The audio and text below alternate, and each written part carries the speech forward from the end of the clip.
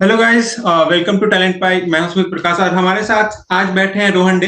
ये आपको अभी इंट्रोड्यूस कराएंगे, आपको एक जर्नी बताएंगे कि कैसे प्रिपेयर करना है। इनका जर्नी क्या रहा गेट प्रिपरेशन में, सारे जानते हैं इनसे। पहले प्लीज आप इंट्रोड्यूस कीजिए पब्लिक को। Hi everyone, I am Rohan day. मेरी गेट 2024 इलेक्ट्रॉनिक्स में ऑल इंडिया रैंक 13 थी। मैंने अपना बीटेक वीआईटी अमरावती से किया था, आंध्र प्रदेश में है। तो इस कन्वर्सेशन के थ्रू मैं अपनी जर्नी शेयर करना चाहूंगा आप लोग के साथ।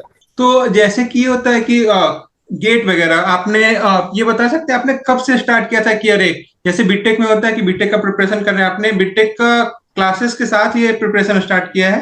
हाँ तो हाँ। आप बता सकते हैं कब स्टार्ट किया था, क्या मोटिवेशन रहा था उस टाइम पे आपका कि गेट करते हैं।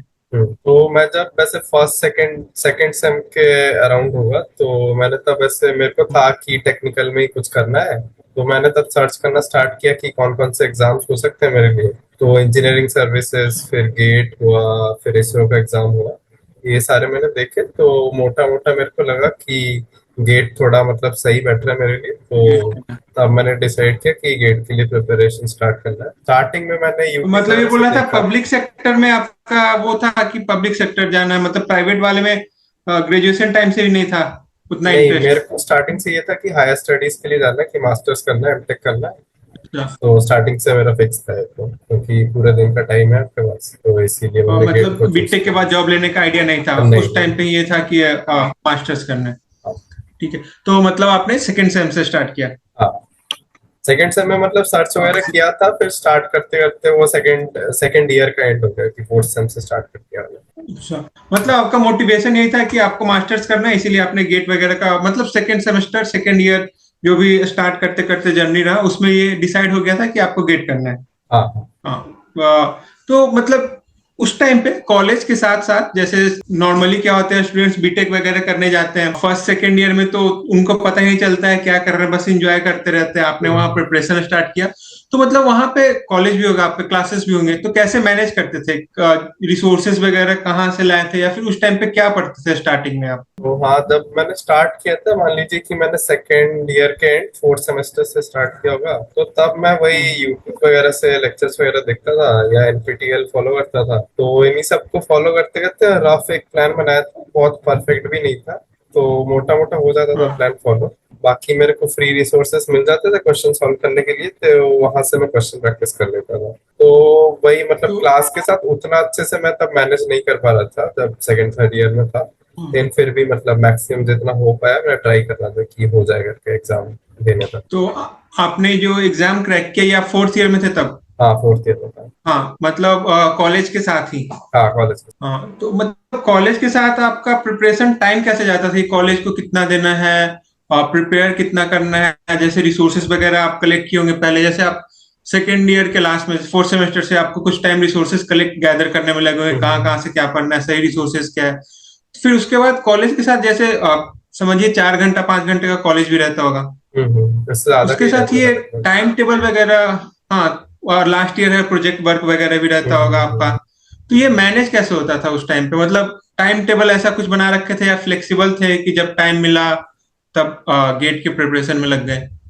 हाँ, तो मैंने जब एक्चुअली मैंने दो अटेम्प्ट दिए, एक थर्ड ईयर में दिया है, फोर्थ ईयर में दिया है। हाँ। तो थर्ड ईयर वाले हाँ। अटेम्प्ट से पहले मैंने ट्राई किया कि मेरे सारे सब्जेक्ट हो जाए, लेकिन सारे सब्जेक्ट हुए नहीं थे था मेरे। 10 में से हाँ। लगभग 5 या 6 सब्जेक्ट हुए थे, और उनमें से भी मतलब सारे सब्जेक्ट में उतना अच्छा प्रैक्टिस नहीं था और रिविजन भी नहीं था और उतना डेप्थ भी नहीं था कि अच्छे से सब कुछ कवर कर लिया हो। तो तब मैंने मोटा मोटा हम्म। करके एग्जाम दिया था, ये 23 का मैंने गेट का एग्जाम दिया था। तो उसमें मेरी रैंक आई थी 2652 रैंक आई थी उसमें मेरी। तो फिर मेरे अच्छा। को पता था कि मैंने क्या क्या गलतियां की है उसमें, कहाँ मेरे ड्रॉबैक्स है, लैगिंग लैग कहाँ पे कर रहा हूँ मैं। तो मेरे को हाँ। पता था कि नेक्स्ट एग्जाम के लिए मेरे को क्या रिपीट नहीं करना है, क्या क्या फॉलो करना है, तो ये आता था मेरे को। तो जैसे ही मैंने एग्जाम दिया, मैंने नेक्स्ट डे से ही फिर 24 के लिए प्रिपेयर करना स्टार्ट कर दिया था। तो जैसा कि आपने बताया कि 23 में 6 सब्जेक्ट आपने प्रिपेयर कर रखा था अच्छे से, चार उतना नहीं था। तो जैसे होता है कुछ सब्जेक्ट में आप स्ट्रांग होते हैं, कुछ में हल्का वीक होते हैं, कुछ मतलब वीक नहीं, क्या चैलेंजिंग होता है थोड़ा। तो हम्म। जो चैलेंजिंग सब्जेक्ट वगैरह था उसको आपने कैसे टैकल किया फिर? हाँ, तो मैंने फिर जब 24 के लिए जब प्रिपेयर करना स्टार्ट किया, तो ऐसा नहीं कि जो आता था बस उसको छोड़ दूंगा बाकी करूंगा। मैंने फिर एकदम जीरो से हाँ। फिर से स्टार्ट किया मैंने कि स्टार्टिंग से ही पढ़ना चालू करते हैं, जितना भी इजी कॉन्सेप्ट हो लेकिन पढ़ लेते हैं उसको, अच्छे से प्रैक्टिस वगैरह करते हैं। तो लास्ट में फिर मेरे को भी था कि कुछ कुछ पोर्शन मेरा वीक था, कि उतना कॉन्फिडेंस नहीं था, तो उसको मैं ट्राई करता था कि बार बार रिवाइज करूं, जो क्वेश्चंस पहले लगाए थे उनको फिर से सॉल्व करूं। हाँ, तो क्वेश्चंस के थ्रू ही मैं मैक्सिमम ट्राई करता था कि मेरा कॉन्सेप्ट क्लियर हो जाए और कुछ भी छूट ना जाए, मतलब टोटलिटी में पूरा कवर हो जाए, ऐसा ट्राई करता था। मतलब जो चैलेंजिंग सब्जेक्ट है उस पर ज्यादा फोकस करना है और हाँ क्वेश्चंस वगैरह से सॉल्व हाँ, करना है कि क्वेश्चन वगैरह ज्यादा कहाँ सॉल्व वीक पॉइंट्स है करना। कहाँ। तो मतलब ये प्रिपरेशन ये लंबा होता है, ये होता है कि लोग मोटिवेशन खो देते हैं, जैसा कि आपने बताया कि सेकेंड ईयर के लास्ट से किया, फिर थर्ड ईयर में एग्जाम दिया, फिर फोर्थ ईयर में एग्जाम दिया। तो इसमें आपको क्या मोटिवेटेड क्या रखा पूरा जर्नी में, कुछ ऐसा एक चीज कि आप जिससे मोटिवेटेड रहे हो? मोटिवेशन यही था कि मतलब मास्टर्स में या मतलब किसी भी बड़े इंस्टीट्यूशन से मास्टर्स करने में अपॉर्चुनिटीज बहुत ज्यादा मिलती हैं आपको। तो वही हाँ। एक गोल मेरा दिमाग में था कि एग्जाम क्रैक करने के बाद ऐसा होगा शायद कि इतनी ज्यादा अपॉर्चुनिटीज मिलेंगी मेरे को। और साथ में मैं कॉलेज में जब था तो मैं प्लेसमेंट्स के लिए भी नहीं बैठ रहा था, तो मेरे पास ये अच्छा। एक ही ऑप्शन था कि मैं कॉम्पिटिटिव एग्जाम ही अच्छे से क्रैक करूं। तो इसलिए थोड़ा सा और हाँ। इम्पोर्टेंस बढ़ गया था मेरे लिए, तो इसी ने मेरे सीरियसनेस को और मेंटेन रखा। तो ये होता है कि जब आप तैयारी वगैरह कर रहे हो तो एक मेंटरशिप वगैरह चाहिए होता है। हम्म। तो ये आपने कहीं से मतलब यूट्यूब वगैरह से लिया है या फिर खुद को मतलब इतना डिसिप्लिन वगैरह रखा कि मेंटरशिप का जरूरत ना पड़ा हो ज्यादा, या यूट्यूब वगैरह से आपने रिसोर्सेज देख लिए उसको फॉलो कर रहे हो बस, क्या था आपका इसमें? अब मेरा ऐसा था कि मैंने खुद का मेजोरिटी ऑफ द प्लानिंग मैंने खुद ही किया है, और खुद ही मतलब उसको पूरा ऑलमोस्ट 90% मान सकते हैं कि एग्जीक्यूट किया। तो मेरा प्लानिंग काफी अच्छा था, जिसकी वजह से मेरे को आउटसाइड मेंटरशिप को उतना जरूरत नहीं पड़ा। लेकिन मतलब मैंने मैक्सिमम लोगों को नोटिस किया जो मेरे साथ वाले थे, कि मैक्सिमम लोगों को उतना हाँ। फोकस नहीं होता है प्रिपरेशन, तो थोड़ी अगर मेंटरशिप रहे उनके पास तो मतलब सही रहता है, हाँ। मतलब थोड़ा डायरेक्ट हो सकता है आपका प्रिपरेशन, इजी हो सकता है, मतलब उतना आपको इधर उधर नहीं हाँ देखना मतलब पड़ेगा, एक रास्ते पे चलते ऐसे रहता नॉर्मली सारे कॉम्पिटिटिव एग्जाम्स के ही होते हैं कि अगर आपको रिसोर्सेज बहुत रहते हैं है। और मेंटर गाइड करते हैं कि क्या फॉलो करना है, और सही मेंटर मिल गए तो ये हम्म। गाइड वगैरह करते हैं। तो मतलब इस वाले कोई भी कॉम्पिटिटिव एग्जाम हो, गेट एग्जाम हो, तो इसमें ये बहुत आपको क्या लगता है कि जैसे डिसिप्लिन सिंसियरिटी कितना मायने रखता है, या फिर मोटिवेशन? डिसिप्लिन मतलब डिसिप्लिन ही मस्ट है। मोटिवेशन देखिए आपका आ सकता है जा सकता है, मतलब वो तो दिन पे डिपेंड करता है आपका दिन कैसा है। लेकिन हाँ। वही डिसिप्लिन मेंटेन करके चलना पड़ेगा, कि अगर मान लीजिए कि आज आपको पढ़ने का नहीं मन हो रहा है, बट आपको करना पड़ेगा क्योंकि वो हम्म। इम्पोर्टेंट है, कि आज आपने नहीं किया तो आज का छूट जाएगा, फिर कल पे काम बढ़ जाएगा। तो मतलब ट्राई करना चाहिए कि डिसिप्लिन वे में एक रूटीन बना के रूटीन फॉलो करने हम्म। का, तो मतलब चांसेस बढ़ तो जाते हैं। जैसे बहुत सारे लोग अभी जो प्रिपेयर कर रहे होंगे, जो या फिर थर्ड ईयर फोर्थ ईयर के कॉलेज में होंगे, जो हमारे व्यूअर्स हैं, तो मतलब आप उनको बता सकते हैं, जैसे आपने क्या रूटीन वगैरह फॉलो किया था कुछ, या फिर फ्लेक्सिबल था कि कॉलेज के बाद, या फिर कुछ रूटीन था कि सुबह इस टाइम पे मेरे को जागना ही है, या फिर बेड टाइम ये है मेरा, बीच में कैसे डिवाइड किया था अपने टाइम टेबल को कि किस टाइम पे कितने कितने आवर्स क्वेश्चन प्रैक्टिस को देने हैं, कितने मेरे को कॉन्सेप्ट क्लियर करने हैं, ये सारी चीज? हाँ, तो मेरा स्टार्टिंग में ऐसे ही था मेजरली, कि जल्दी उठ जाता था, मैं ट्राई करता था जल्दी उठने का, कि सुबह कॉलेज हम्म। जाने से पहले मुझको थोड़ा टाइम मिल जाए। 9 बजे से होता था एक्चुअली कॉलेज, तो कॉलेज जाने हम्म। से पहले मैं ट्राई करता था थोड़ा बहुत टाइम मेरे को वहाँ पे मिल जाए। फिर दोपहर में मैं ट्राई करता था 2-3 घंटे वहाँ पे मिल गए। फिर शाम का टाइम मेरे को हम्म। थोड़ा सा और टाइम मिल जाए, तो मिनिमम मैं ट्राई करता था कि एक दिन में 7 7 घंटे मैं निकाल लूँ पढ़ाई करने के लिए, मतलब सिर्फ गेट का पढ़ने के लिए मैं निकाल लूँ। अब वो 7 घंटे मान लीजिए मैंने लेक्चर भी देख लिया, रिवाइज भी कर लिया, क्वेश्चन भी लगा दिए, ऐसा हो गया। फिर अच्छा। छुट्टी का टाइम हो गया, मान लीजिए कि सैटरडे संडे हो गया या नॉर्मल कॉलेज की छुट्टियां हैं, तो तब मैंने हम्म। इससे मान लीजिए कि पूरा पूरा दिन दे दिया प्रिपरेशन को, कि 13 घंटे बैठ गया मैं पूरा पूरा दिन मिला के 13 घंटे का सिटिंग लगा दिया, तो उसमें मेरा काफी अच्छा सा पोर्शन हो जाता था छुट्टी के टाइम पे। तो मतलब आपका ये एडवाइस क्या रहेगा, मतलब दो प्लान, मतलब एक कोई थर्ड ईयर में है या हम्म। फिर कोई फोर्थ ईयर में है, तो उसको क्या है कि कोर्सेस आपको कब तक खत्म करने हैं, क्वेश्चंस कब तक लगाने हैं, किस टाइम पे, मतलब अब है कि अब पढ़ना है नहीं पढ़ना है, बस रिवाइज करना है, तो ऐसा कुछ प्लान वगैरह आपने किया होगा हम्म। उस टाइम पे? अगर कोई फोर्थ ईयर में दे रहा है या बहुत सारे गैप ईयर लेके देते हैं, तो उनके लिए क्या होना चाहिए? पर आपको जैसे ज्यादा एक्सपीरियंस होगा, जैसे कोई फोर्थ ईयर वाला स्टूडेंट जो दे रहे हैं बीटेक के साथ, तो उसमें आपने क्या किया था? मतलब कैसे डिवाइड किया था कि जैसे नॉर्मली फरवरी में एग्जाम होता है, तो कब तक है कि कॉन्सेप्ट क्लियर, मतलब कोर्स खत्म करना है मेरे को, फिर है कि क्वेश्चंस लगाने हैं, फिर है कि बस अब रिवीजन करना है, क्वेश्चंस वगैरह नहीं लगाने, जो क्वेश्चंस गलत हुए उसी को वापस देखने। तो वो क्या था आपका उस टाइम पे? हाँ, तो जैसे मैं पहले कॉलेज गोइंग वालों का बताता हूँ कि जो भी कॉलेज गोइंग हाँ। वाले हैं, तो आपके पास हम्म। ऐसा नहीं है कि कॉलेज के साथ टाइम नहीं रहता है, टाइम निकल जाता है, मतलब 6-7 घंटे हाँ, वो आपके रहते हैं दिन में सारे निकल कॉलेज जाते हैं। के। तो हाँ। मतलब ट्राई यही करो कि जैसे मैं खुद का एग्जांपल लेता हूँ कि मैंने फरवरी से स्टार्ट किया, फरवरी 2023, और मेरा एग्जाम था हाँ। फरवरी 2024 का एग्जाम था। तो बीच में आपके मान लीजिए 12 महीने हैं, लेकिन आपका प्रिपरेशन हम्म। मोटा मोटा 9 महीने, 9 से 10 महीने में कंप्लीट हो सकता है। ठीक है, तो ठीक। जैसे मैंने फेब में स्टार्ट किया, तो मान लीजिए नवंबर एंड तक आपका, अब मीडियम पेस पे भी चले तो नवंबर एंड तक आपका खत्म हो जाना चाहिए सिलेबस। फिर नवंबर ठीक में है। मान लो आप रिवीजन करते रहो, हर सब्जेक्ट का रिवीजन करो, स्टार्टिंग से टेस्ट लगाना स्टार्ट करो, ठीक है, हर टॉपिक वाइज टेस्ट दो, हम्म। सब्जेक्ट वाइज टेस्ट दो, ये करते करते आप नवंबर तक जाओ। फिर दिसंबर में जाके हम्म। आप फुल सिलेबस तब टेस्ट देना स्टार्ट करो। पूरा दिसंबर जनवरी यही रखो कि जो भी आपके फुल सिलेबस टेस्ट, ट्राई करो कि 20 से 30 फुल सिलेबस टेस्ट हो जाए आपके उन 2 महीनों में। और जो भी आपका वीक पोर्शन है वो मतलब स्ट्रॉन्ग करने का ट्राई करो, मतलब एक तो मीडियम लेवल पे ले ही हो कि इजी क्वेश्चन है तो हाँ। छूट ना जाए उससे। ठीक है, तो इतना ट्राई करो। और हाँ, यही करो, और लास्ट के 20 20 या 10 दिनों में कोई भी एग्जाम मत हाँ, उसमें बस मेरा। रिवीजन करना है लास्ट हाँ, के दस रिविजन दिन बीस करना है, दिन में। रिविजन करना है, फिर एग्जाम देने चले जाओ। आपके प्रिपरेशन पे, लक पे, पूरे पे बेस्ड फिर आपका हाँ। एग्जाम जाएगा, फिर देखा जाएगा कैसे। और अगर जो जैसे कि अगर कोई गैप ईयर लेके कर रहा हो।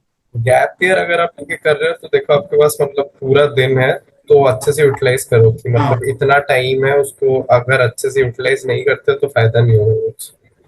तो आपका हाँ। कहाँ पे लैग करते हो आपके पास, क्योंकि टाइम ज्यादा, प्रैक्टिस के लिए भी ज्यादा टाइम मिलेगा आपको, तो मतलब ट्राई करो कि मोस्ट ऑफ द डेज आप 10 घंटे बैठो दिन में। ठीक है, 10 घंटे अगर आप हम्म। एक दिन में भी बैठ रहे हो तो वो एक एक दिन करते करते आपका बहुत आउटपुट निकल आएगा, आप प्रैक्टिस भी ज्यादा कर सकते हो। तो टाइम वेस्ट मत होने दो, अच्छे से टाइम मैनेजमेंट और रूटीन फॉलो करके करो तो सही रहेगा, आई थिंक तो इसमें। क्या लगता है, मतलब जैसे नवंबर तक खत्म हो गया कोर्स, सिलेबस खत्म हो गया, तो जनवरी तक है कि कितने टाइम रिवीजन हो जाना चाहिए? रिवीजन की स्पीड पे भी डिपेंड करता है, तो मैं एक स्ट्रेटेजी बताता हूँ रिवीजन का कि जैसे मान लीजिए हाँ। कि मैं नेटवर्क थ्योरी पढ़ रहा हूँ या मैं इंजीनियरिंग मैथमेटिक्स पढ़ रहा हूँ, मान लेते हैं। तो मान हाँ। लीजिए कि मैंने पहला लेक्चर देखा, मैंने लेक्चर देखा, नोट्स बनाए, फिर मैं आया उसको जल्दी से रिवाइज किया, फिर उसके उससे रिलेटेड जो भी क्वेश्चन है वो लगाया। फिर अगले दिन क्लास में जाने से पहले मैंने पिछले दिन जो भी पढ़ा था ये मैं रिवाइज करके जाऊंगा अगले दिन की क्लास में। अब यही प्रोसेस मैं ये हर एक। मतलब ये स्ट्रेटजी नवंबर से पहले वाला ही है, हाँ हाँ, मान जब लीजिए जब मैं क्लासेस कर रहे हैं? सब्जेक्ट फ्रेश कर रहा हूँ, मैं जब पहली बार कर रहा हूँ सब्जेक्ट हाँ। तब का स्ट्रेटेजी। तो फिर मैं अगली क्लास में जाने से पहले पिछले पिछली क्लास में रिवाइज करके जाऊंगा। वैसे हर मान लीजिए मैं हम्म। तीसरी क्लास में पहली 2 क्लास रिवाइज करके जाऊंगा, चौथी में पहली तीन। हाँ। अब लास्ट वाली क्लास आते आते मैं शुरू की सारी क्लासेस रिवाइज करके जाऊंगा, मतलब मोटा मोटा पलट लूंगा पेज की क्या चल रहा है सब्जेक्ट में, एक मेरे को आइडिया हो जाएगा। अच्छा। और क्योंकि मैं ये डेली कर रहा हूँ ये चीज, तो मेरा रिवीजन धीरे धीरे फास्ट होने लगेगा, मतलब जो चीज में मैं आधा घंटा लेता था वो मेरा 5 मिनट में होने लगेगा। हम्म। ठीक है, तो ये जैसे स्पीड बढ़ गया। अब आप मान लीजिए आपने कोई दूसरा सब्जेक्ट चालू किया, तो वीकेंड में मत लीजिए या हम्म। ऑल्टरनेट डे पे हफ्ते में 3 दिन आपने रख लिया कि मैं पुराना सब्जेक्ट रिवाइज करूंगा। तो ये आपके अच्छा। टाइम के हिसाब से आप एक शेड्यूल बनाओ कि कौन सा टाइम पे कौन सा सब्जेक्ट रिवाइज करना है। ठीक है, अब ट्राई करो कि कभी कभी आप नोट्स पलट लो, कभी कभी आप कोई भी रैंडम क्वेश्चन उसका लगा लो सब्जेक्ट का, तो आपका कॉन्सेप्ट दिमाग में फ्रेश रहेगा। तो ऐसे ही करो, अब एंड तक आते आते जैसे जब आप नवंबर में पहुंच गए, अब अगर आपने हर सब्जेक्ट में ऐसे ही फॉलो किया, साइक्लिक रिवीजन फॉलो किया पूरा, तो लास्ट तक आते आते आपका हम्म। रिवीजन बहुत फास्ट हो जाएगा कि आप मान लीजिए कि 4-5 दिन में पूरा सिलेबस आप रिवाइज कर सकते हैं। ठीक है, तो एंड तो तक अगर ऐसा स्पीड रहा तो 6 से 7 बार आपका पूरा सिलेबस रिवाइज हो जाएगा। हाँ, तो मतलब ये नहीं करना है कि बस स्टार्टिंग में सिलेबस खत्म कर रहे हैं फिर नवंबर से स्टार्ट कर रिवीजन, आपको स्टार्टिंग से ही रिवाइज करते जाना है, क्वेश्चन लगाने जी। हैं। तो इसमें मतलब क्या अप्रोक्स कितने हैं कि इतने टेस्ट मिनिमम तो आपको लगाने ही है, वही मैंने प्रैक्टिस बोला, क्वेश्चंस वगैरह। 20 to 30 full length mock test मतलब सही रहेंगे। 20 to 30, अगर 30 नहीं भी होते तो हाँ ट्राई करो कि 20 mock full length mock test दे दें एग्जाम में जाने से पहले, हाँ। तो अच्छा खासा प्रैक्टिस हो जाता और है फुल सिलेबस के साथ।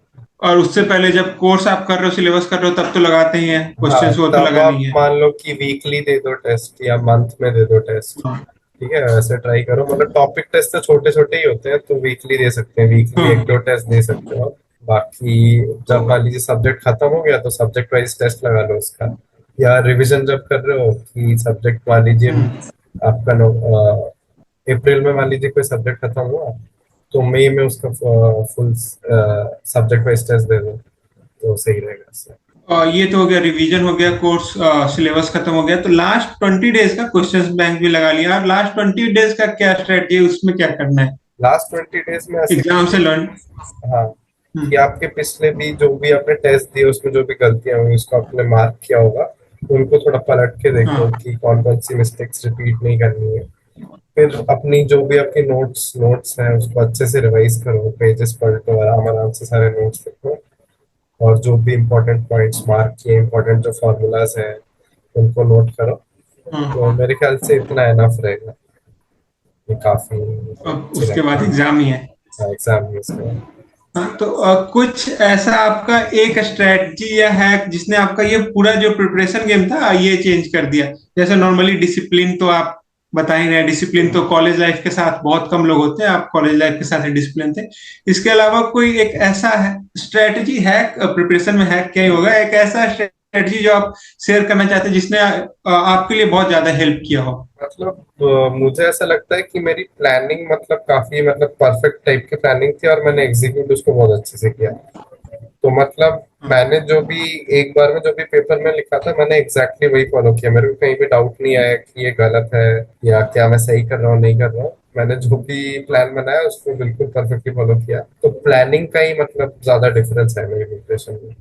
मैंने मतलब प्लानिंग और उसको एग्जीक्यूट करने के लिए कि हाँ खुद के साथ ट्रू रहो। जैसे हाँ प्लान सब कर लेते हैं फिर हाँ वापस धीरे धीरे चेंज होता हाँ जाता है। तो मतलब मेनली आपका ये था कि प्लानिंग प्लानिंग करते वक्त तो बहुत टाइम लगा होगा, जैसे आप सब जगह से रिसोर्स वगैरह लिए होंगे कि क्या हाँ करना है, स्ट्रेटजी पूरा प्लान किए होंगे। तो मतलब प्लानिंग भी कैसा था, वीकली था, मंथली था, या फिर ईयरली था, फिर उसको डिवाइड कर करके फिर वैसा हाँ। कुछ? मेरा मतलब पूरा ऐसे बना हुआ था। मतलब मैंने जैसे फेब 2023 में मैंने मोटा मोटा पूरे साल का बनाया था प्लान। फिर उसको बीच में हम्म। डिवाइड किया था कि ये सब्जेक्ट लगभग कितने टाइम में खत्म हो जाना चाहिए, इस महीने में मेरे को ये करना है। बाकी मैं वीकली प्लान मतलब ऐसे डेली में बना देता था रात को सोने से पहले, कि लिख लिया अगले दिन मेरे को क्या करना है, क्या प्लान किया है मैंने अगले दिन के लिए। मतलब अच्छा। कि ये लेक्चर करने हैं या ये रिवीजन करना है, वो मैं लिख लेता था अपनी डायरी वगैरह में। तो ऐसे ही प्लान किया था। हाँ, तो ये सारा चीज हो गया, जैसे प्लानिंग कैसे करना है आपने बता दिया। अगर टोटल 1 साल लग रहा है, 1 ईयर लग रहा है, तो उसको डिवाइड कैसे करना है कि स्टार्टिंग में सिलेबस कवर करना है, साथ में रिवीजन करना है, फिर नवंबर के बाद रिवीजन करना है, फिर क्वेश्चंस लगाने हैं, फिर लास्ट में आपको जो वीक पॉइंट्स है वो देखने हैं।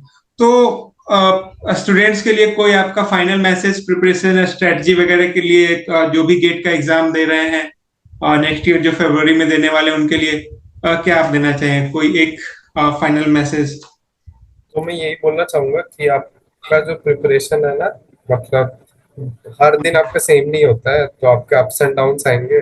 लेकिन उस अप्स एंड डाउन से खुद को मतलब डिस्ट्रैक्ट मत कर दो कि आज मेरा लो चला गया तो आज मेरा पढ़ने का मन नहीं कर रहा। पढ़ो, मतलब सेम कांस्टेंट स्पीड से लगे रहो, मतलब मीडियम डेली थोड़ा थोड़ा थोड़ा थोड़ा करके करते रहो, आपका हो जाएगा। मतलब कभी बहुत दुखी मत हो जाओ कि एग्जाम में कम नंबर आ गए। हर किसी के आते हैं, मेरे भी आए थे कम नंबर, लेकिन इम्प्रूव करो, जो भी गलतियां होती है उस पर आप इम्प्रूव करो, तो मेरे ख्याल से वो सही सही रहेगा ऐसे। एक पॉजिटिव तो माइंडसेट मतलब मेंटेन करो। हाँ, कि फेल्यूर्स जब आए तो उसमें ये नहीं है कि क्या, मतलब उसका भी है कि आप आगे बढ़ो हाँ फेल्यूर्स के बाद भी, हाँ अगर हाँ कभी हाँ। कम नंबर्स वगैरह आए तो। सीखो उससे, तो मतलब क्या थैंक गलतियां हो रही है देखो, उससे आगे बढ़ो। हाँ, थैंक यू आप अपने जर्नी शेयर करने के लिए हमारे साथ। तो गाइस ये थे रोहन डे, रैंक 13, हमारे साथ इलेक्ट्रॉनिक्स के आपको प्रिपरेशन स्ट्रेटजी शेयर कर रहे थे। तो मिलते हैं नेक्स्ट वीडियो में। Rohan, thank you very thank you much very much. हमारे साथ जुड़ने के लिए। Thank you.